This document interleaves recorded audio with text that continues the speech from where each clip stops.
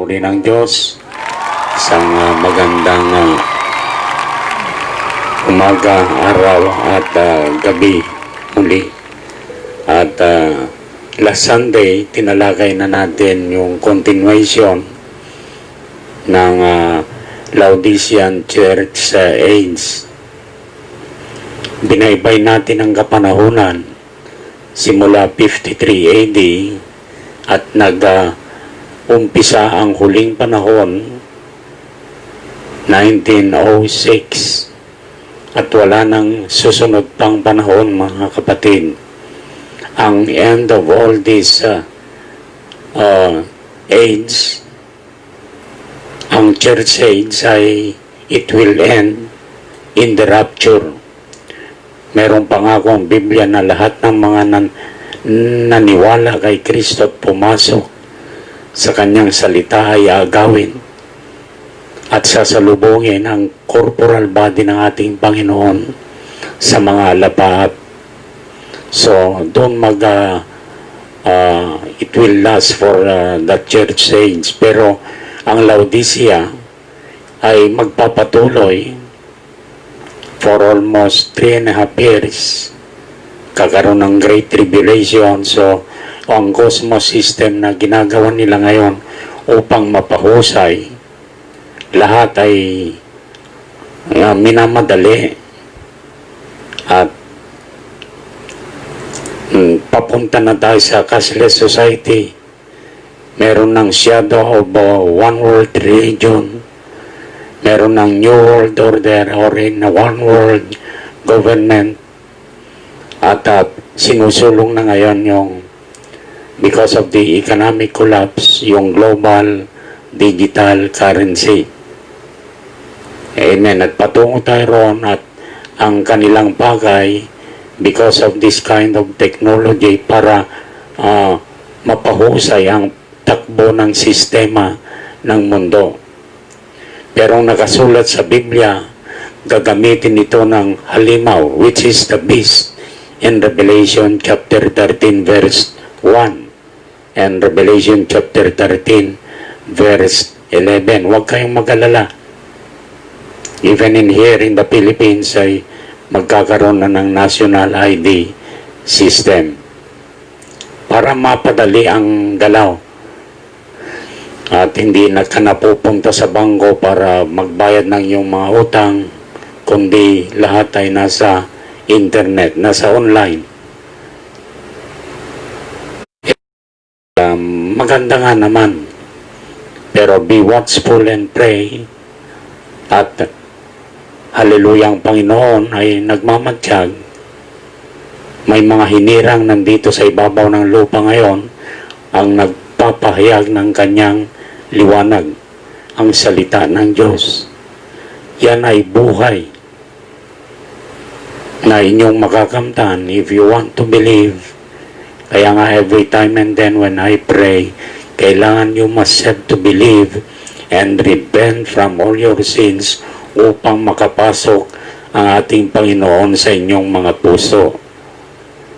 At kapag ito'y pumasok, siya maglilinis lahat na inyong mga karumihan, lahat ng inyong mga nagawang pagkakamali, itatama ito ng ating Panginoon.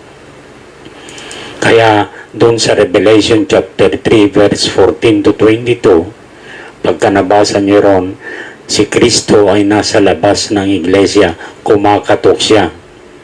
So individual ang dealing sa atin ng ating Panginoon ngayon bilang Gentile in nature.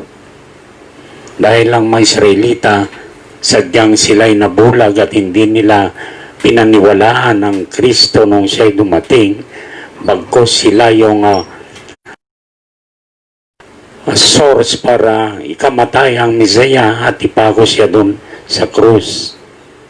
Ganun pa man, haleluya, ito'y naging maganda para sa atin naman bilang mga hentil ay magkaroon ng puwang sa kaligtasan. Amen. Gusto kong magbasa ng mga salita.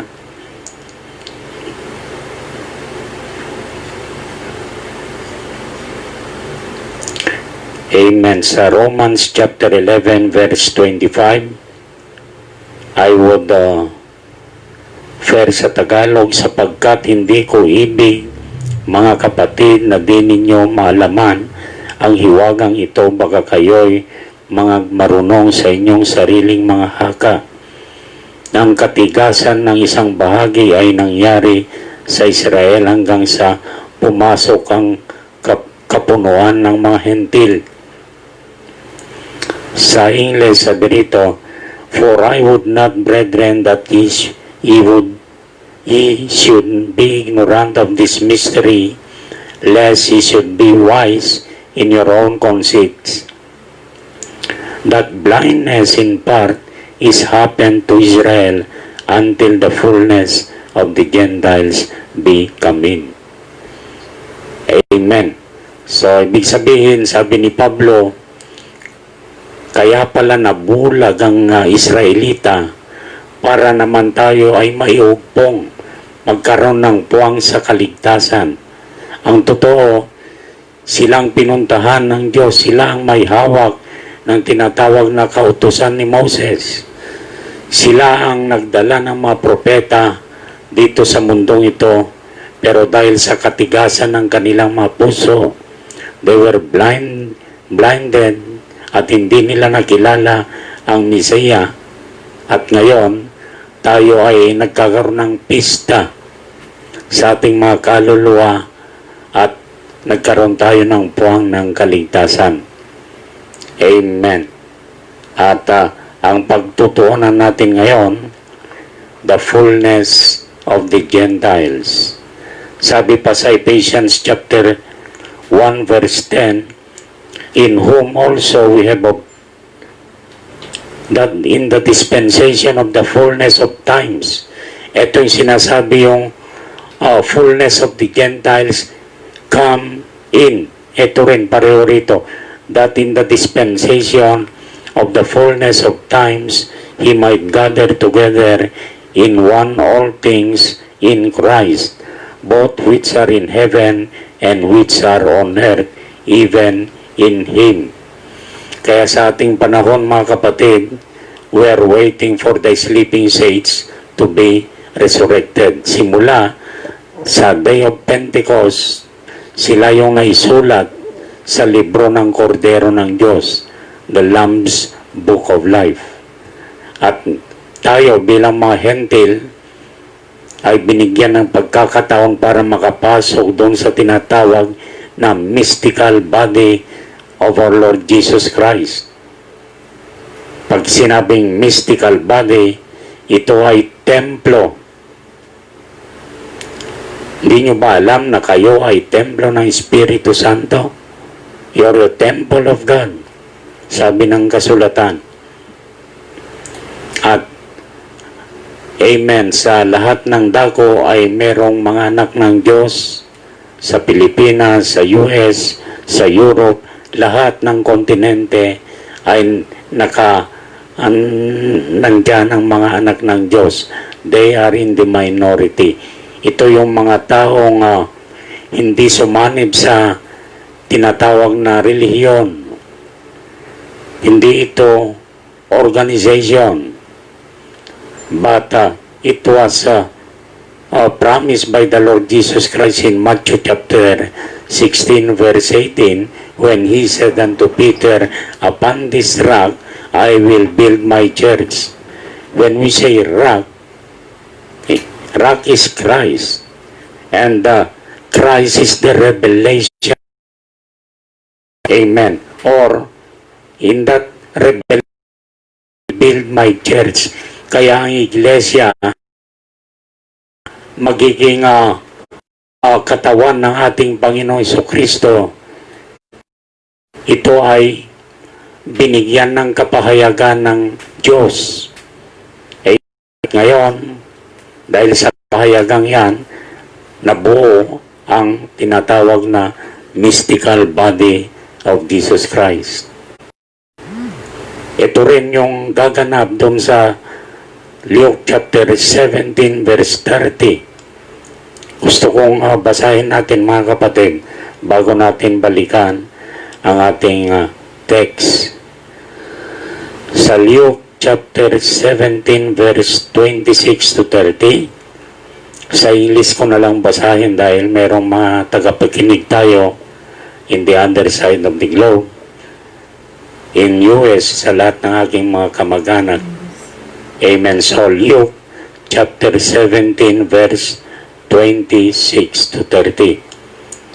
And as it was in the days of Noah, so shall it be also in the days of the Son of Man.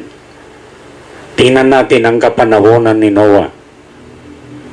Pagka nakita natin ay kasing uri ng ating panahon sa pamamalakad, ito rin yung panahon na ang anak ng tao ay ipinapahayag.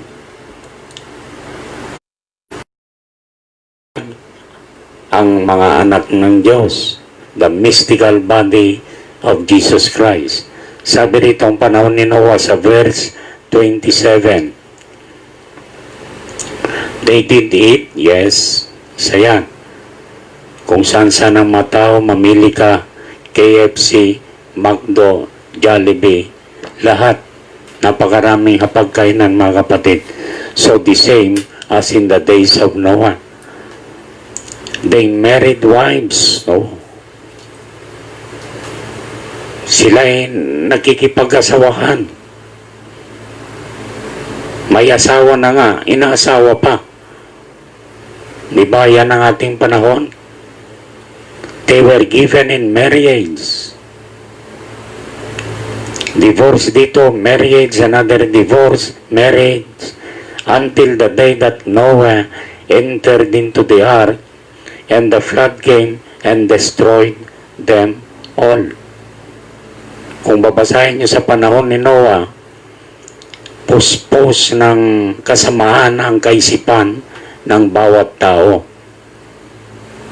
Dahil sa panahon ni Noah, dumating yung time, yung lahi ni Cain at saka yung lahi ni Seth. Noong nagparami na sila dito sa ibabaw ng lupa, nagkatagbo ng landas at nakita ng mga anak ng Diyos na lalaki ng mga anak na babae ng tao, which is the lineage of Cain, anak ng serpente kay Eva, ay magaganda pang Miss Universe. Kaya nung nangyari yung mga anak ng Diyos na kalalakihan, nagkaroon ng merging, pagkikipag-asawa. At ang kanilang mga supling ay lalong naging mga matatalino. Even right now, yung technology natin sa mga halaman, sa mga rice na lang kapag nagkaroon tayo ng crossbreeding, ang gaganda mga kapatid. Ang butil talaga ang lulusog. Pagka tiningnan mo, walang kaiba. Mas maganda pa kaysa yung original. Pero lasahan mo, walang lasa. Mas malasa yung original. Yung breeding na ngayon, halimbawa sa mais na lang, ay amen. So, ano yun natin, no? Tapusin natin ang pagbasa. 28. Likewise also as it was in the days of Lot, they did eat the same. They drank, umiinom ang mga tao. They bought, buy and sell. They sold, they planted, they builded. So infrastructure project, but the same day that Lot went out of Sodom, it rained fire and brimstone from heaven and destroyed them all. Even thus shall it be in the day when the Son of Man is revealed. Kailan mangyayari ang kapahayagan ng anak ng tao? Ang anak ng tao walang iba kundi ang ating Panginoong Hesukristo. Amen. At ipinapahayag na ngayon mga kapatid. Hallelujah. malapit nang maubos ang pasensya ng Diyos. Ang tinatawag na paghukom sa mundong ito ay ang mga anak ng Diyos na nandito sa ibabaw ng lupa. Pero oras na nangyari ang pag-agaw, ang biyaya ng Diyos ay mawawala dito sa atin bilang mga hentil, para maunawaan nyo ang pag sinabing Gentile, ito yung bansang wala sa Israel. Lahat ng bansa, tatlong klase lang ang tao dito sa mundo: mga Israelita, Samaritano, Hentil. Ang mga Israelita, ang Samaritano, half Gentile, half Jew. Pero ang Gentile ay mga bansa outside of Israel. At kasama tayo ron, mga kapatid. At tayo ang pinagpala ng ating Panginoon. Hanggang ngayon, bulag pang Israel, pero darating ang time na marirecognize nilang Messiah after the rapture. At mga ngaral, Moses at saka si Elijah, according to Revelation chapter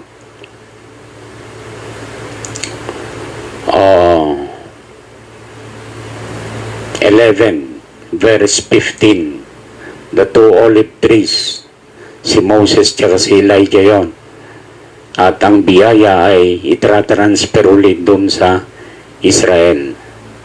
Amen. Kaya sabi ni Pablo sa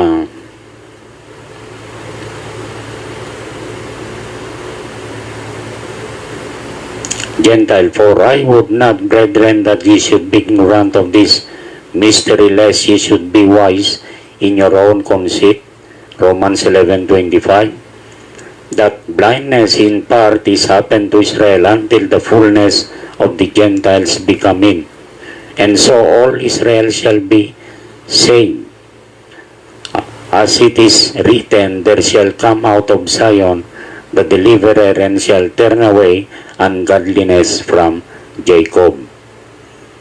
Amen. So, ang fullness of the Gentiles ay mauubos, mga kapatid.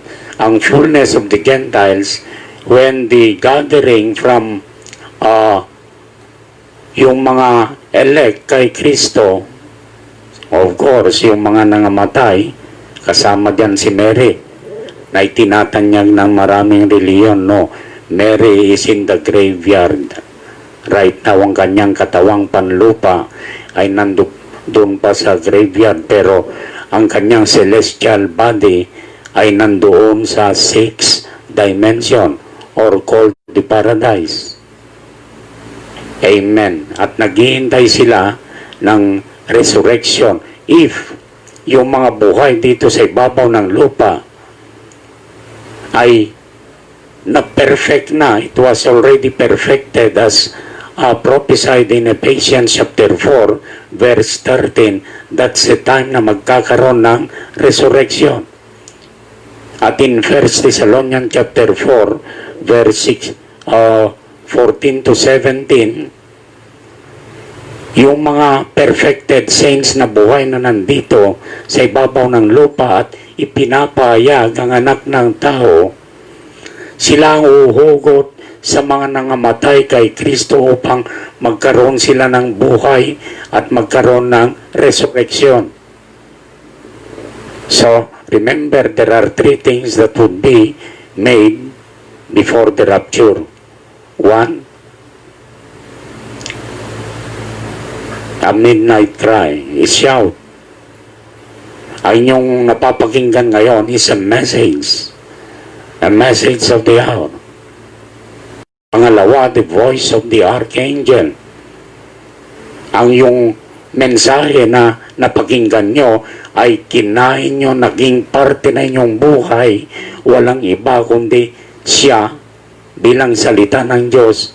Nandun ang nananalaytay ng buhay ni Kristo ay mapa sa iyo. Ikaw at si Kristo ay maging isa. You will become the voice of the archangel. And your voice shall resurrect the saints from the grave.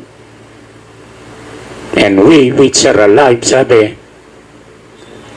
in the last trump, magkakaroon ng trumpeta sa kalangitan. And in just a twinkling of an eye, we shall all be changed.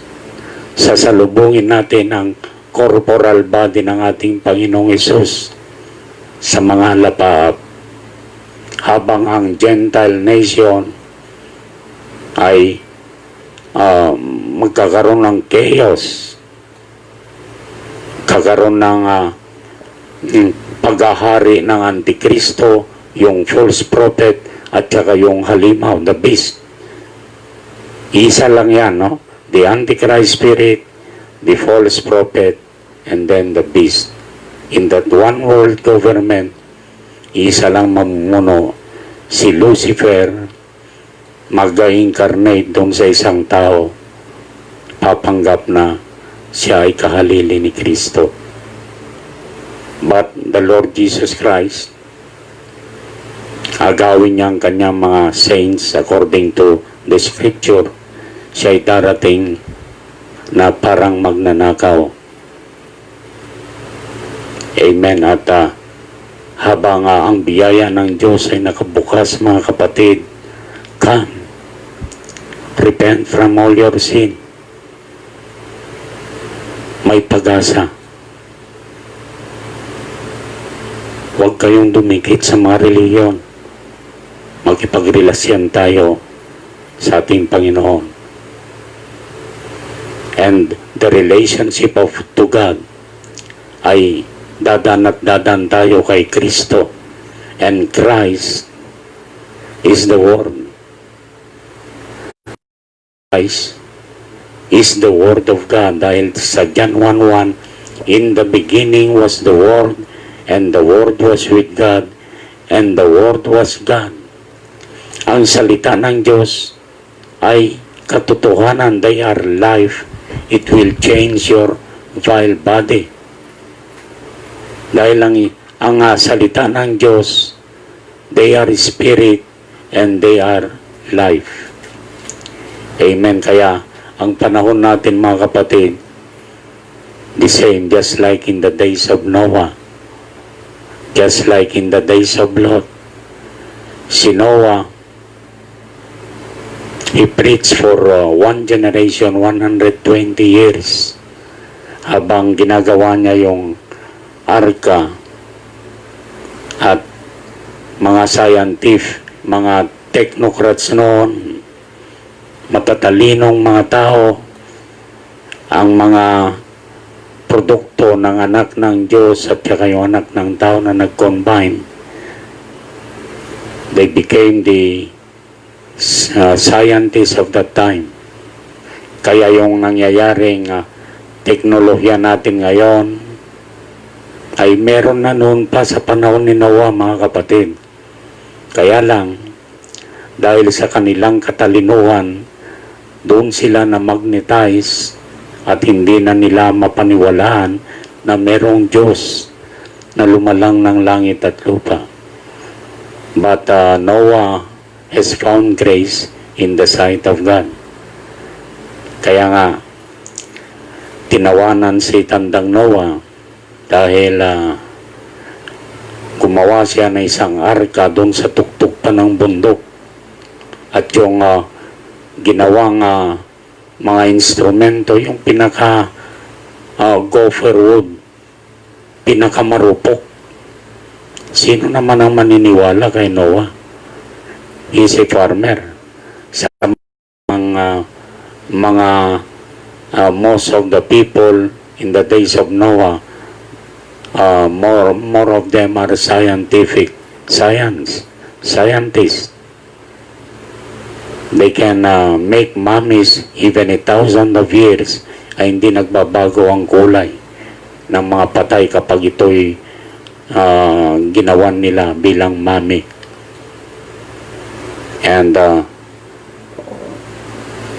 the pyramids at that time na hindi kayang gawin ng ating mga sophisticated equipments of our modern day na tinatawag, hindi kayang gawin. Kaya puri ng Diyos, same as in the days of Noah, ay nalipol nga silang lahat. Only 8 were saved. Ang mag-asawang Noah at yung 3 niyang lalaking anak at saka yung kanilang asawa. 8 souls were saved. At kung titingnan natin mga kapatid, napakaraming mga tao noon. From Adam, naging anak niya si Cain, at naging anak niya si Seth, at kapag siya nagkaedad almost 900 years, more or less, nandun ang edad ng tao, ilang tao kaya ang naipanganak nila to replenish the earth? Marami ng tao sa panahon ni Noah, mga kapatid. Just like in our days, we are now almost 8 billion people in this world. At kasing hugis sa panahon ni Noah, remember, the fullness of the Gentiles is sooner to come. Nandito na tayo, mga kapatid. Bilang na ang araw, ang time sa fullness of the Gentiles.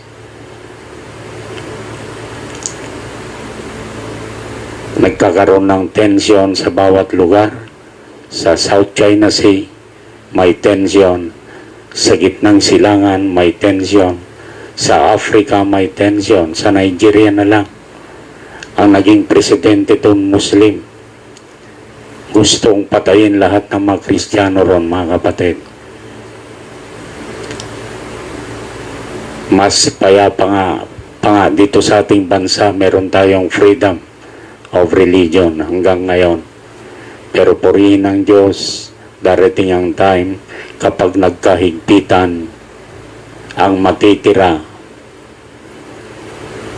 dito sa lupa sa kalwalhatian ng Diyos na nakay Kristo.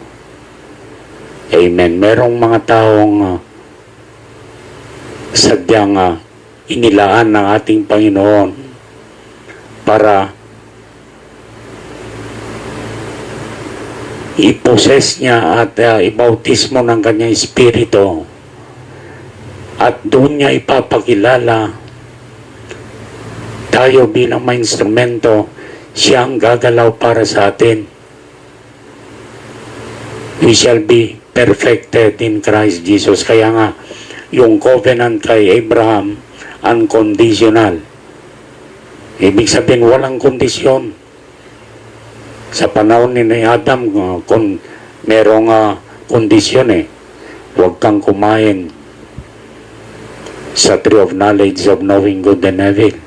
Pagka kumain ka, ikaw ay mamamatay. Ibig sabihin, kapag kumain ka, naniwala doon sa bunga ng punong kahoy na nagkakalam ng mabuti at masama,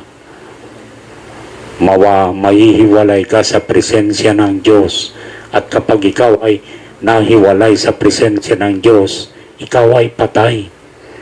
Wala kang kabuluhan dito sa ibabaw ng lupa kapag wala si Kristo sa iyong puso. Wala kang koneksyon. At ang gagawin lang ng kung anong idikta niya sa iyo, inventions, research, knowledge, yun lang ang kanyang kayang ipakain. Kaya nga, 3 years old pa lang ating mga anak, pakakainin mo na siya ng knowledge. Galing ito sa tree of knowledge. Scientific. Dahil ang knowledge is based on science. And science is a group of knowledge. At kapag in-apply mo ang science, kaya nagkakaroon ng tinatawag na engineering. Ito yung mga katalinuhan ng tao, pero hindi ganyan in the beginning, nung wala pang kasalanan. Nung wala pang kasalanan, ang buhay ni Adan ay kasing buhay ni Kristo nung nandito siya sa ibabaw ng lupa. He can talk, lahat ng kanyang nasasakupan ay meron siyang kapamahalaan. Kaya lang, nung nagkasala, ito na nga tayo mga kapatid. Pero sa panahon ngayon, ibabalik tayo ng ating Panginoong Jesucristo kung saan to the garden of Eden tayo ng ating Panginoon. Amen. This is our second Adam. Amen. You will be part of the mystical body of Jesus Christ, full of power. Ang sickness na yan, ang pandemic, in the name of Jesus Christ, walang kapangyarihan yan. Ang virus na yan, mga kapatid, dala-dala ng dyablo upang takutin ang mga tao. At kapag sila'y nagkaroon na ng takot, madali na lang i-control yan. Kaya yung globalist, kapag nakita na nila ng mga tao ay meron ng perplexity in their hearts, according to I think 2 Timothy chapter 3 o 1 Timothy chapter 3, may takot sa kanilang mga puso, pero not the bride, not the Son of God, dahil ang anak ng Diyos ay kinakasihan ng Diyos. Ang mga anak ng Diyos, they are the apple of the eye of God. Amen. Kaya, saints, ang challenge ko sa inyo, hanapin nyo ang kaligtasan ng inyong mga kaluluwa. At ang kaligtasan ng ating mga kaluluwa ay na kay Kristo.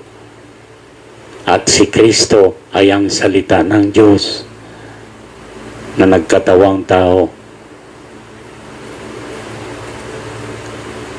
At ngayon, si Kristo ay nasa Espiritu at kaya niyang pumasok sa bawat puso natin. Ang sabi niya doon sa Laodicea, habang siya'y kumakatok at pinagbuksan niyo ang inyong pintuan na inyong mga puso, siya'y papasok. At pag siya'y pumasok, siya ang makikipagdigma para sa iyo. Ang kasalanan hindi mo kayang alisin sa inyong buhay, kaya ng ating Panginoong Hesus. Hanggang sa madala ka niya sa perfect, blameless, and spotless condition. At ngayon, tinutupad dito ng lahat ng ating Panginoon. And every man or woman na naniwala at they accept Jesus Christ as their personal Savior, with sincerity of your heart, makikita nyo si Kristo magiging buhay sa inyong mga gawi na inyong mga buhay, mga kapatid. There is a change in life. Amen. Kagaya ko, hallelujah, isang manginginom, mabisyo, pero dahil sa biyaya ng Diyos, I was called. Puri nating Panginoon. Impyerno ang aking pupuntahan noong mga panahon na ako'y nakahiga sa karamdaman. Alam na alam ko, mga kapatid ko, wait until death and life ay nag-aagaw na kayo ron, magiging maliwanag sa inyo ay inyong destination. Totoo ang impyerno, mga kapatid. Kaya, while you are here and alive, start a new living. Accept Christ as your personal Savior. As in the Acts chapter 2 verse 38, sabi, repent and be baptized every one of you in the name of Jesus Christ. And ye shall receive the gift of the Holy Ghost. And the gift of the Holy Ghost is none other than the life of God na ibibigay sa inyo. Siya ang mananahan, makikipagsalo sa inyo mga kapatid, and you will become one with God. Yan ang purpose ng Diyos. Ang namatay doon sa krus, yung tumanak ng dugo, walang ibang dugo kundi dugo ito ng Diyos. Inalis niya ang kanyang pagka-Diyos, nagsaplot siya ng laman, at yung dugong nanalaytay at bumuhos doon sa krus pababa sa lupa, ang siya naghugas ng ating mga kasalanan. So, kung yon ang pinambayad sa ating mga kasalanan, mga kapatid, at tinugasan tayo, gaano ka kahalaga sa harapan ng Diyos? Ikaw ay kasing halaga ng Diyos, mga kapatid.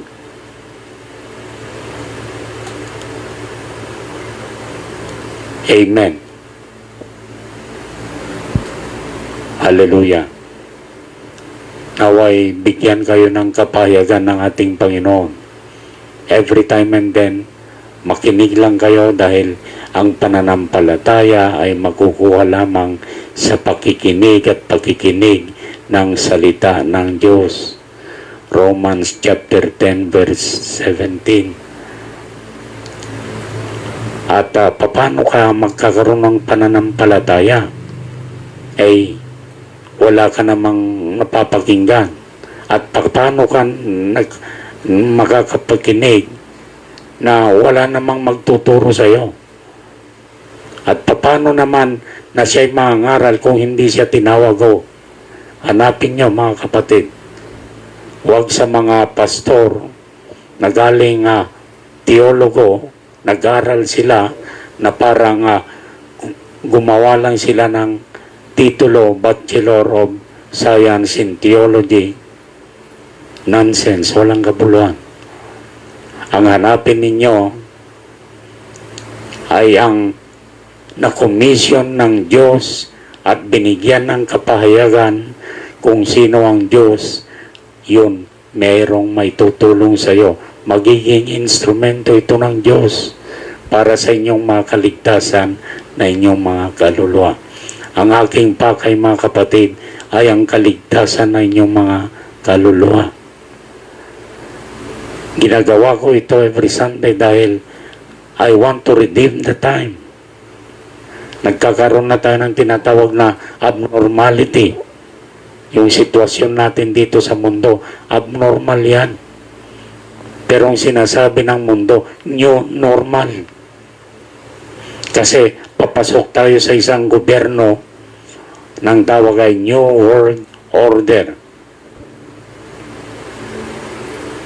Ikaroon na ng meeting de Abante itong signing at yung economic lahat.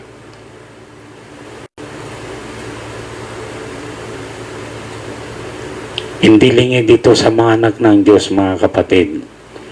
Ang mga nangyayari ngayon ay naisulat na 2,000 taon na ang nakakaraan.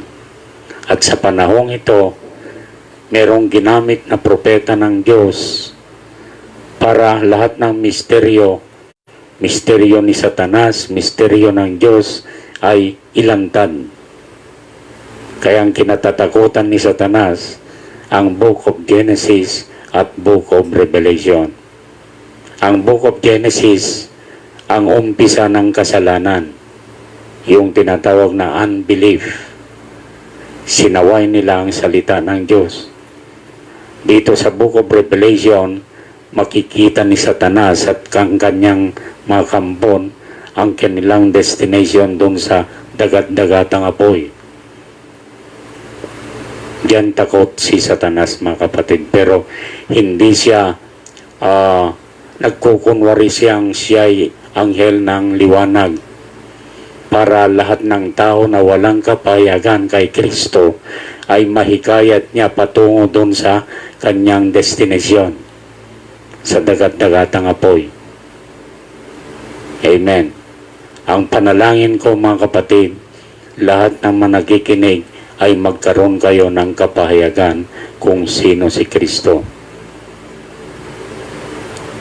Amen. Hallelujah. The fullness of the Gentiles. Nandito na tayo, mga kapatid. Unti-unti na nagsasara ang biyaya ng Diyos. Habang ang mga Israelita, unti-unti na rin nagkakaroon ng kaunawaan na si Yeshua ay ang kanilang Messiah, that is Jesus. At sabi ng Biblia, what's up the fig tree?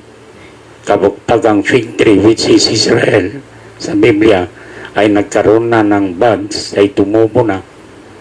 Ibig sabihin, naging bansa na in 1948, May 14, at nagkaroon na ng fellowship. Kaya yung Second World War, nangyari yan sa panahon ni Hitler, ay pinagpapatay mga Hudyo doon sa Europe, almost 6 million. Puri ng Diyos ang Pilipinas, umako sa mga Hudyo na nakaligtas para sila'y mabuhay. Pero there are Jew na talagang sinunog, ginawang fertilizer sa panahon ng mga Nazi. Pero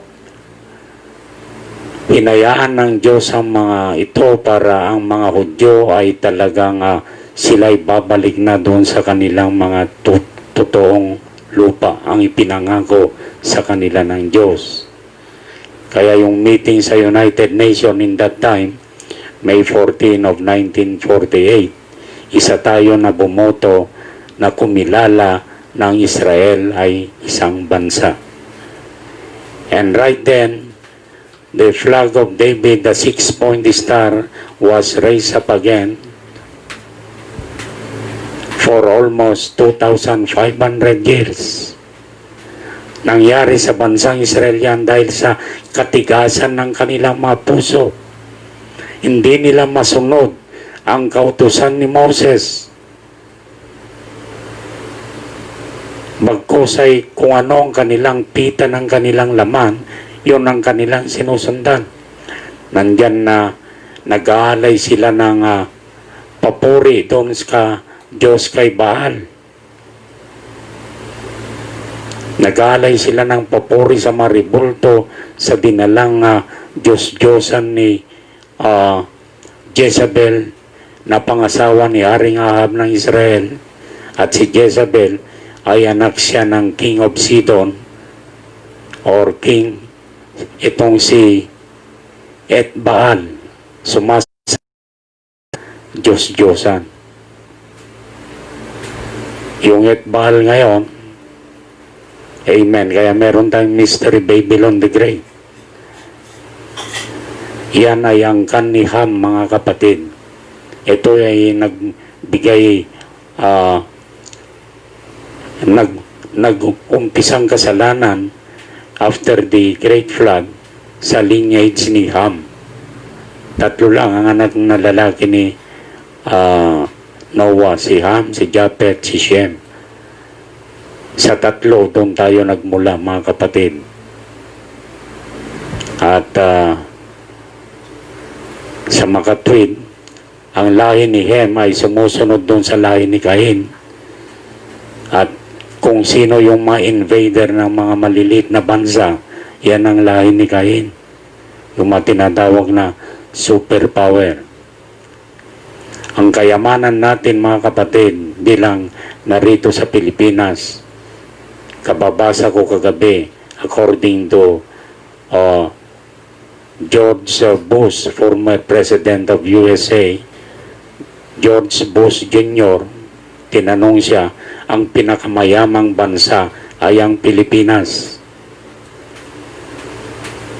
Pero, where are we now? Yes, tayo ang pinakamayaman sa salita ng Diyos. We are the only nation in Asia that is Christianized. Pumunta ako ng Malaysia, puro Buddhist, kung hindi Muslim, mga Malay, mga Hindu, at pagdating sa Kristyanismo, hindi nila kilala, mga kapatid. Maski sa lupalop dito sa Asia, ay talagang tayo lang ang tinaguriang Kristiyano. And even Israel, sabi ko nga sa inyo, noong 1994 nasa Moscow ako, dala-dala ko yung Biblia, Old and New Testament. Sabi ng isang Hudyo sa akin, quotes siya ng Argentina at siya'y Hudyo. Sabi niya, that all the Testament, it's good, but the New Testament, nonsense. Ibig sabihin, kilatis niya yung Law and the Prophets na isinulat ni Moses. Pagdating sa biyaya ng Diyos, New Testament, hindi na nila matanggap. Bakit hindi mo matanggap ang Old Testament, New Testament? Sabi ko, because in New Testament, they have so many gods. At pinaliwanag ko sa kanya na meron lang isang Diyos. Kaya on the next day, nung kausap ko naman yung mga taga-Bahrain, mga Muslim, sabi nung Hudyo, hear him, tinuturo niya ako. Puri ng Diyos, and I was interviewed in the Moscow State University. Napakadakilang ating Panginoon, mga kapatid. I was not yet a pastor at that time, pero ang nais ko ay maglingkod na merong sinsirong puso. Hanggang sa dinaing ko na rin sa Panginoon, Lord, ayaw ko na maglaro at bigyan mo naman ako, change my talent. Gawin mo akong tagapagsalita ng iyong biyaya. And right then, in year 2000, when I prayed to God, 2001, nadala na ako sa ICU with the heart failure. At sa biyaya ng Diyos, naalis yung talent na yon, pero tinuruan niya ako para maintindihan at maunawaan ang lahat ng misteryo ng Biblia, mga kapatid. At nung naintindihan ko, September 19 of year 2002, when the Lord, the angel of the Lord came to me and commissioned me to be a pastor. Ako'y tatanggi sana. I was about to reason out dahil hindi na ako nakapag-rason, mga kapatid. Dinala niya ako sa isang lugar na it was perfect. Hindi ka makatanggi. If you hear the voice of God, harden not your hearts. Otherwise, ay lalo ka lang mahirapan. It's hard to go against yung isang matulis. Sabi ni Pablo, mahirap sumipa ng matulis. Masasaktan ka lang. At dumating siya muli, the angel of the Lord, at 3 a.m. January 3 of year 2003. Hanggang sa ngayon, I am pastoring now by the grace of God, by His commission, and by experience, I know what really meant to become a Christian. Dati, tagahanga ako na aking mga kaibigang mga pare nung bata pa ako, pero nagtatanong na ang aking kaisipan, bakit ang kaibigan kong paring ito, pagdating ng hapon ng linggo ay ginagawang pasugalan ng kumbento, Mahjong. And alam ko na may mali, pero siya ay lingkod ng Diyos. Pero nung dumating sa akin ang mensahe ng Diyos, when the Lord said unto me, "Come now unto me, my son." Oh, hallelujah, saints. Nagkaroon ng puwang, nagkaroon ng buhay, at nagkaroon ng pag-asa ang aking kaluluwa para masilayan yung tinatawag na righteousness. Isang kaharian na punong-puno ng katwiran ng Diyos. Yun ang inaasam ng aking mga puso, mga kapatid, na hindi ko nakitaan. Dumating yung panahon na pumunta ko sa mga denomination, hindi ko makita yung buhay na aking hinahanap. Pero ngayon, ako'y nagkaroon na ng laya. I have no denomination.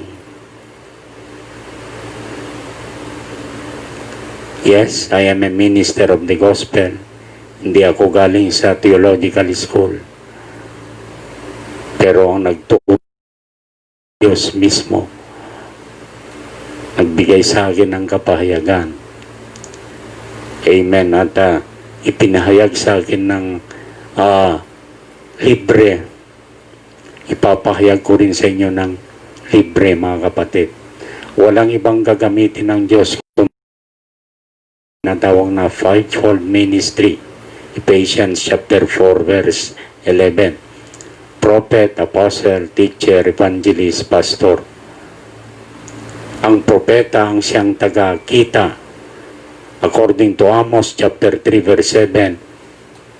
Surely the Lord God will do nothing except He revealeth His secret unto His servants, the prophets.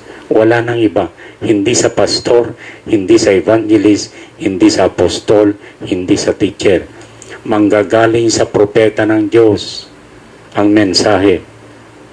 At kapag na ang mensahe ay galing sa propeta, ito naman ay na-adapt ng mga tinawag bilang pastor, apostol, teacher, evangelist. And that fivefold ministry shall edify the church of the living God hanggang sa sila'y ma-perfect. If you want to read Ephesians chapter 4 verse 11 to 13. At sa panahong ito, mga kapatid, we are granted the privilege to become perfect because in the fullness of times among the Gentiles, merong lilitaw na isang church spotless and blameless according to Ephesians chapter 5 verse 26. Hindi ito nakasangay sa mga organisasyon o anumang mga reliyon. In Romans chapter 8 verse 14, sons of God are led by the Spirit of God. Sa John chapter 14 verse 20, at that day, sabi ng ating Panginoon, nung siya nabubuhay dito sa ibabaw ng lupa, ye shall know that my Father is in me, I in you, and you in me.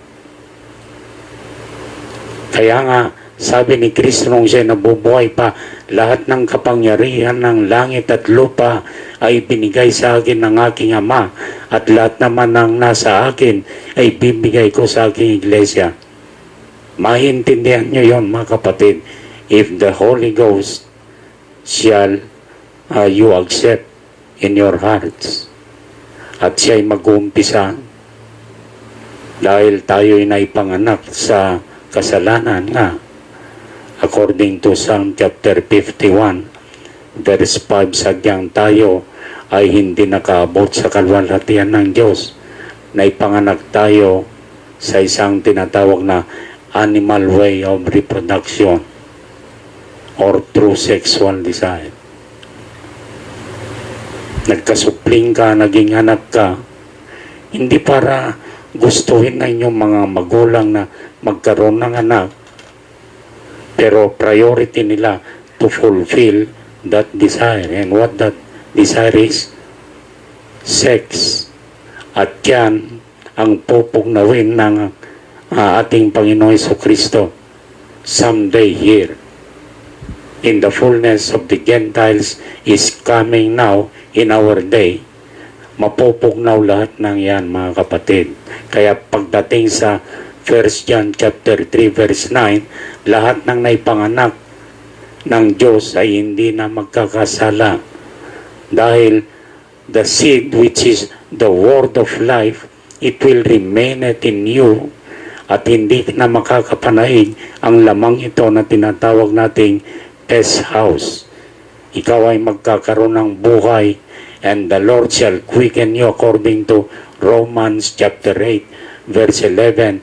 When that spirit that raised up Jesus from the dead is in you, the same spirit that raised up Christ is to quicken your mortal bodies. Pag sinabing quicken, is to revive, to make alive. Amen. At magkakaroon ka ng kapangyarihan na katulad ng kapangyarihan ng ating Panginoong Hesus nung nandito sa ibabaw ng lupa. Full of grace, full of love, full of meekness, full of humility. Lahat ng bunga ng Espiritu Santo ay may bibihis mo, mga kapatid. Dahil ang bunga ng Espiritu Santo, Galatians 5:22, hallelujah, shall make you perfect. At ito'y gagawin ng ating Panginoong Jesucristo sa ating kalagitnaan. Habang meron pang panahon, I adjure you, accept Christ. Amen. Sa aking mga estudyante, magpatuloy lang tayo sa ating pag-aaralan. Pero ang nais ko, ang inyong mga puso ay may lapit sa ating Panginoong Hesus. Kaya I am always saying today na every one of you, kapag kayo naging professional, even a single cent, huwag kayong magnakaw. Tumulong lang kayo. Be humble enough. Having a simple life. And that is great in the sight of God. Ng kaligtasan ng inyong kaluluwa. If you cannot make it into the rapture, alam nyo ba, the saints is the one nasa luklukan ng trono ng paghukom kasama si Kristo, at titimbangin yon kung anong mabuting ginawa nyo dito sa ibabaw ng lupa according to your deeds. At magkita-kita ulit tayo roon after pagtapos ng ito, kasi sa kinabibilangan natin, it is a mercy seat. Ang Panginoon ay mahabaging Diyos, mapagmahal. Pero oras na umupo siya doon sa judgment seat or white throne judgment, hindi nyo na makikitaan na siya'y mahabagin, mapagmahal. Makikita nyo sa Book of Revelation, nagkaapoy ang kanyang mga mata. A true judge. Kaya huwag kayong mag-alala. Yung mga krimen na nangyayari dito sa ibabaw ng lupa, makaligtas man sila rito sa mga judge na babayaran ng salapi. Pagdating sa white throne judgment, wala silang lusod doon, mga kapatid. Kung ilang bilyon ka ibubulig sa dagat-dagatang apoy, kung 1 bilyong taon, 1 bilyong taon ka na, ibubulig ka sa dagat-dagatang apoy, bibihisan ka ng katawan na hindi siya matutunaw, mapupugnaw ng apoy, kundi maramdaman mo lang kung gaano kasakit. Example, yung bulkan, di ba, may mga lava, mga supre. Subukan mong mag-dive doon, mga kapatid. Gaano kaya kasakit? Oh, saints, my challenge still is accept Christ. Si Solomon mismo nagsabi, Ecclesiastes chapter 12 verse 13, he was a king full of wisdom, full of riches, full of singers. He has 700 wives, 300 concubines, mistress, 1,000 ang kanyang napangasawa. Lahat ng mga magaganda, hindi lang sa mga Israelita, kundi sa ibang lugar. Africa lahat.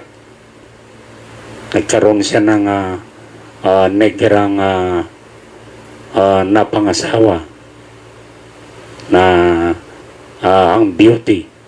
Pero still, when he wrote Ecclesiastes, sabi, it's all vain things. Lahat ng nangyayari, lahat ng trabaho dito sa ilalim ng araw ay mga walang kabuluhan. Nakita niya, generation after generation. Dati bata ako, ngayon matanda na. Dati ako yung new employee sa Rizal Technological University, pinakabata. Ngayon, sa edad kong ito, ako na ang pinakamatanda sa lahat na empleyado ng eskwelahan. So, nagsacycle lang, mga kapatid. At ang kanyang conclusion, Ecclesiastes chapter 12 verse 13, itong kanyang conclusion for the whole matters. Sabi niya, fear God and follow His commandments. This is the whole duty of men.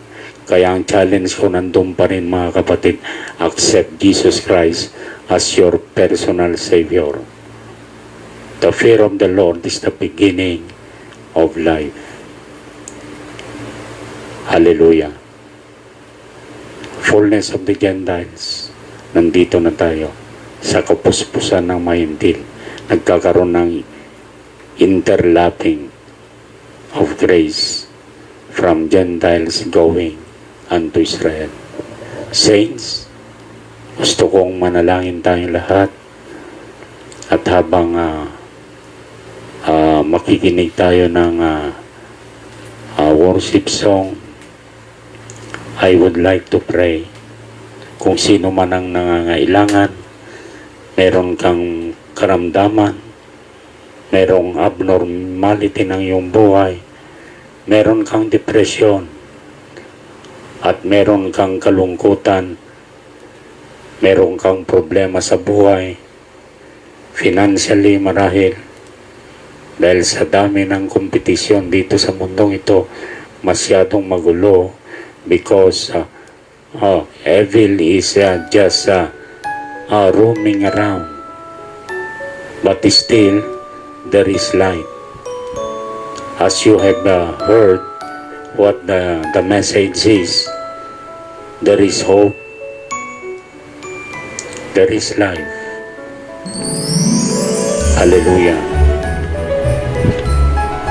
O, purihin natin, Panginoon.